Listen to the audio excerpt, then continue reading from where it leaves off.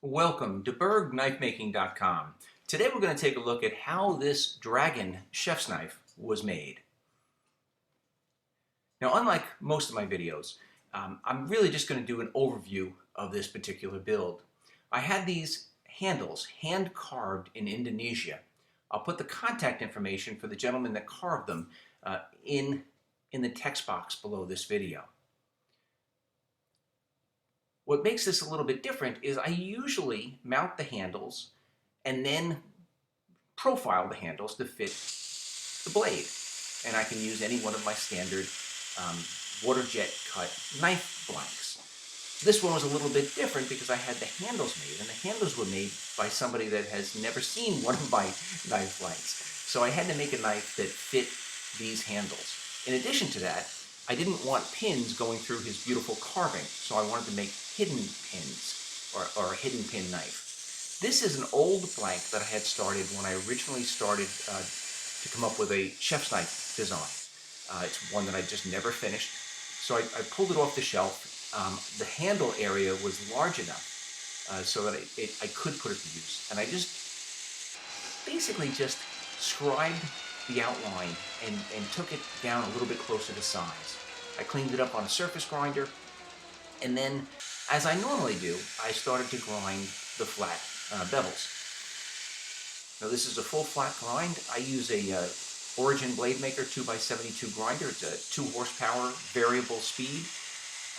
I have a rather large 90-degree table that I use for grinding these flat bevels, and I just use a push stick as I move the material. Just, saves my fingers from getting burned. I use a very coarse grit belt, either a 36 or a 60 for doing the rough grinding. And then once I remove the majority of the material, and I really just start and then I work that bevel line up, almost to the other side. Then I'll flip the blade vertically, and using a shop magnet, or handled shop magnet, I'll kind of smooth out or smooth over all of those horizontal grind lines. And I'll get rid of all of the grind lines with the coarser grit belt. When I go vertical, I also go to an 80 grit belt. Stainless steel knives are heated in a heat treating oven, very time and temperature specific. This is AEB-L stainless. Gets heat treated at 1950 degrees for 15 minutes. And then these are plate quenched. So I sandwich them between 2 aluminum plates. In this case, I happen to use rectangular tubing. I clamp the hot blank in between those 2 pieces of tubing, and then you blow compressed air all around the blank to get it to cool quickly. And the plates prevent any warping, or hopefully prevent any warping. At this point, I decided to reprofile the blade a little bit. I just didn't like the shape. I marked the shape that I desired just with a black magic marker, and then I just went back to the 2x72 just to alter the profile a little bit. Now, anytime you're grinding the blank after heat treating, you really want to make sure it does not get too hot. So you just, 1 or 2 passes and then cool it in water. Post heat treating, I'm doing the cleanup now. I went back to the 2x72 vertical. I start out with an 80 and then I go to 120 grit belt. And you want to clean up all of the discoloration from the heat treating and tempering. The whole process doesn't take all that long. I've done videos on how to make chef knives. You can check out one of those videos. I'll put a link right up on this video for that. And on this particular knife, as on most knives, it's really important to have the handle areas nice and flat so that there's no gaps when mounting the handles. So this is the blade, after I've basically finished up all of the post-heat heat treating cleanup. And now I'm going to start etching. I wanted to come up with a Oriental or a Chinese design for the blade to match the dragon theme or the Chinese theme. So I came up with just a very basic Chinese landscape, and I electro-etched that onto the blade. This whole process, takes 3 or 4 minutes with a car battery charger, 12 volts, 2 amps. I use self-adhesive vinyl as the resist, which I cut out on a Silhouette Cameo vinyl cutting machine. And it just adds a little bit of character to the blade. These are very deeply etched designs. You can catch your fingernail on them very easily. And now the most important part. So I've got hidden pins through 2 of the pinholes.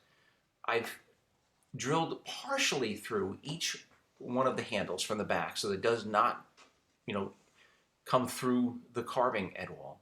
And then I'm going to glue both halves together, trying not to get any of that epoxy onto the carving. And then I'll clamp those, once I've got that forward edge matched up on both sides, I'll clamp those and let that epoxy dry. At this point, the handle is still protruding past the scales. I'm going to use a small wheel attachment just to clean up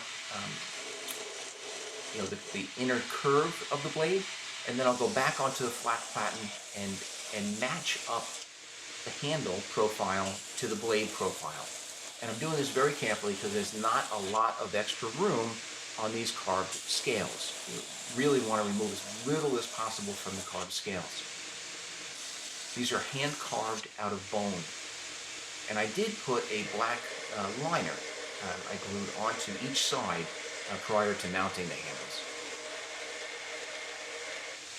Now, after the handles are mounted, the final step in the knife build is just going to be to put an edge on the blade. I do this on the flat platen of my 2x72. I start out with a 120 grit belt, and then I'll go through a few different belts. I'll go to 400, 800, 1200, and 2000. Each time I slow the belt down a little bit so that I'm really just polishing the micro bevel and flipping the burr. So on each pass, I move the burr to the opposite direction. It doesn't take long, it's just a few belt changes. You can always check the burr with your fingernail, and then once I get down to the 2000, or after the 2000, I will just stroke it on a leather belt. Now I use a belt on the 2x72, but it's not turned on. I just use it as a mount. And the finished knife is razor sharp. So that's it, a quick little video on how this Dragon chef knife was made. I was going to call it the Corona Dragon, but I guess that would not be politically correct in these times. This is the etched Chinese landscape, and these are the handles. And again, the knife was made to fit the handles, which were hand carved in Indonesia. They have hidden pins, so it does have a mechanical pin as well as epoxy, but the pins just don't protrude through the handle. I hope you enjoyed this short little video. If you did, I ask that you please give it a thumbs up, maybe leave a comment in the comment section, and subscribe to this YouTube channel. By all means, join us on our Facebook group, Knives and Knife Making, and please check out the book that Jason Northgard and I put out last year called Introduction to Knife Making, which can be found on Amazon.com. Thank you.